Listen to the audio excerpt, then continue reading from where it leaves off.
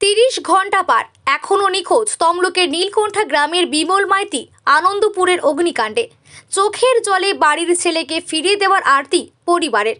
রবিবার গভীর রাতে আগুন লাগে আনন্দপুরের একটি কারখানায়। ভয়াবহ অগ্নিকাণ্ডে কার্যত যৌতুগৃহে পরিণত হয় কারখানাটি। পূর্ব মেদিনীপুরের মোট ১৩ জন এখনও অবধি নিখোঁজ। তাদের বাড়ি বাড়ি পৌঁছাচ্ছে প্রশাসন। নন্দকুমারের বরগোদায় বাসিন্দা সন্দীপ মাইতি তিনি নিখোঁজ ছিলেন গতকাল। সেই খবর প্রকাশ করেছিলাম আমরাই। সন্দীপ মাইতির হাত ধরে নীলকণ্ঠার বিমল মাইতি লেবার হিসেবে কাজে যোগ দিয়েছিলেন প্রায় ১২ বছর আগে। ঘটনার পর থেকে এখনও নিখোঁজ। পরিবারের লোক ঘটনাস্থলে গিয়েও কোনো সুরাহা পায়নি। কান্নায় ভেঙে পড়েছে পরিবার। তাদের দাবি তাদের ছেলেকে প্রশাসন ফিরিয়ে দিক। তাতেও কোনো খবর আসেনি। হ্যাঁ, এইবারে কি মিসিং ডায়েরি ফাইরি করেছে, তার জন্য কতটা কি শুরু হয় আমি বলতে পারছি না। কন্ট্রাক্টর কি বলে? হ্যাঁ, কন্ট্রাক্টরের সঙ্গে কথা হয়েছে? কন্ট্রাক্টর সে তো তার ফোন অফ। Switch off.